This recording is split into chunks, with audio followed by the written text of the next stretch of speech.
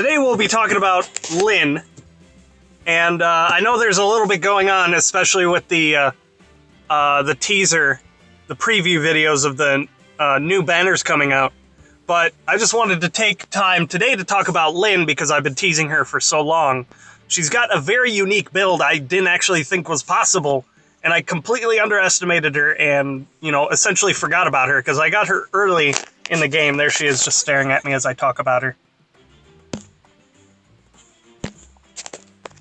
So let's just get right into it. So as you can see, how easy it is to underestimate her. She's got fantastic speed, but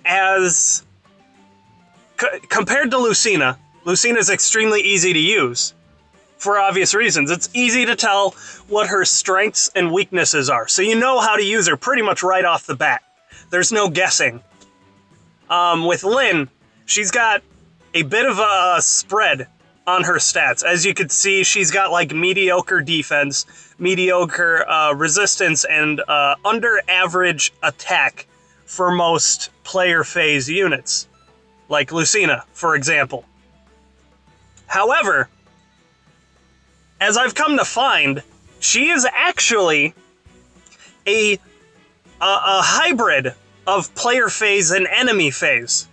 All right, I'll explain this. So, there's actually a lot of synergy in her base kit. So much so that I'm actually surprised they gave her a lot of these abilities just from the start. Because, like with Legion, he almost had a complete package, but then they gave him Obstruct, which completely clashed with all of his skills and his abilities. So, first, I guess we'll just go from the top down. We have the Soul Kati, which has a might of 16, the, highest in the game that I remember for weapons. Tied for the highest, of course, because there's Falchion. This is Desperation, attached to the weapon. It's like Desperation 2, I think. If she initiates an attack at lower than 50%, her follow-ups occur immediately, which is great because she's got very competitive speed. Moving on to the next thing. Actually, I want to skip over Astra because there's something above Astra that's more important. Gale Force. So as you saw, the Soul Kati has a player phase specific ability, which is when she attacks. So, Gale Force synergizes with that also being an ability that activates when she attacks. Although it's kind of difficult to utilize because of the fact that it's got a 5 on the cooldown, you will at least be able to use it once, and I'll continue explaining. But this unit, when it makes an attack, it may take another action after combat. So if you've played Awakening or Fates, I don't remember if it was in other games or not. It might have been. You know how awesome it is to just straight up take another turn after you fucking murder somebody? That shit is so awesome. I think one time I was playing Arena and one of my characters got destroyed by an enemy Cordelia. And then it used Gale Force and then instantly assassinated another target. That fucking crippled me. That took half my team in a single goddamn turn. Well, a single unit's turn. Well, I guess they took another turn, but whatever. You know what I'm talking about. So all of this will make sense in a second once I hit each skill, and then I tie everything together.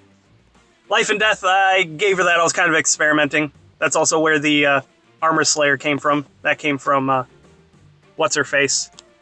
Hannah? Yeah, that's it.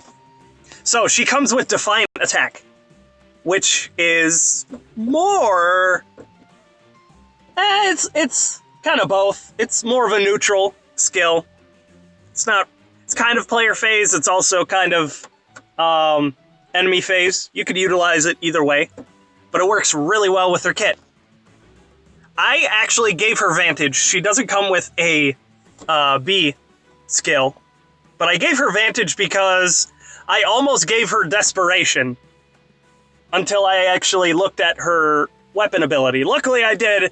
That would have been a hell of a waste of a Shanna to just give Lynn Desperation 3 when she's already got it. She's got Desperation 2, technically. You might as well use it. Kind of like Hector has Quick Riposte 2 attached to his Armads. I mean, if you really want to give Hector Quick Riposte 3, you could, but you might as well use the abilities already given to you. She comes with Spur Speed. I know a lot of people don't like Spur abilities, but, you know, with Spur and Hone, it's generally your tastes and whatever team you put her on, how you utilize it. Also, I just gave her Rally Attack, just because, you know, she could be a good support unit. I figured that Rally Attack would go well with her Spur Speed, essentially giving somebody life and death, you know, 2, except without the drawback. Yeah. So that allows her to support somebody else if I require another unit to be, like, taking hits or attacking, whatever. So now, to tie this all together, let's just look at this again. So imagine that's not actually Astra, that's Gale Force, right? She is a player phase, enemy phase hybrid. So generally how I've been using her is I'll use her to bait an attack from something. Something that obviously won't kill her, because what's the fucking point of that? I'll use her to bait green mages, some sword users, some axe users, obviously no lance users. So what you're trying to do is purposely, she's got, like I said, mediocre defense and resistance. Early, so don't be surprised if I barge in and ask, "Are you awake yet?" Oh, jeez. So she can take a hit. She can take one, and it should drop her HP relatively low. With any luck, it'll go down below 50%, which I kind of wish her HP was 40 rather than 41, because that kind of makes things a little bit more difficult. She has to be at 19. Yeah, probably, no, 20. 20 actually is still fine. 20 is still fine to drop her at 50 or below. So when that happens, Soul Kadi will activate, Vantage will activate, giving her that defensive edge. So both player and enemy phase. This will activate, suddenly turning her mediocre attack into very competitive with the highest attacks out there, bringing it up to 51.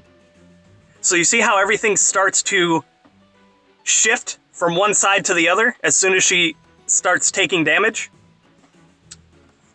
So once she gets down below 50%, because you want to use her to tank first so she can take that damage, and then just all of her abilities will activate.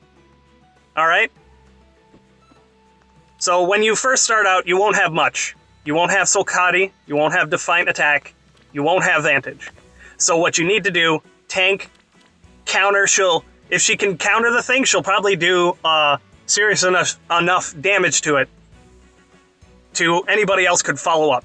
So once she's below that threshold, she then becomes the player phase unit with Desperation, Defiant Attack, and Gale Force. Pretend that's Gale Force. She will assassinate the first thing she comes across, because her attack will be 51 at this point. So you would use her just like Lucina. Her Desperation would kick in, she would do both of her follow-ups at once. That should kill the majority of characters you put her against. And then her Gale Force should activate, because remember, you had her tank a hit, and then you just murdered something. So hopefully by this time, Gale Force should activate. Actually, no, it would not activate at all. Never mind. I'm getting way too ahead of myself. But that's also what Vantage is for. So that way, when you do put her out there, she could also potentially kill whatever comes after her. Get it? It's basically a hybrid build. I know it might be a little bit difficult to understand, mostly because I'm losing track of what I'm saying, and it's getting a little difficult for me to understand, so hopefully you're following along better than I am to myself. So I guess in a perfect world, if you had Gale Force activating in this case, you could utilize her player phase skills to kill something, kill another thing, and then she's not exactly a sitting duck out there because she's got Vantage. You could also have someone follow up, such as Camus, just ride out there, reposition her, and then she's right there supporting him with a spur speed. I actually really like Lynn's build, and I've been doing very well with her. And hopefully, you will now too. This is an extremely easy build. I'm just basically using everything she comes with. It's very easy. She's great. So if you have her, give her a try.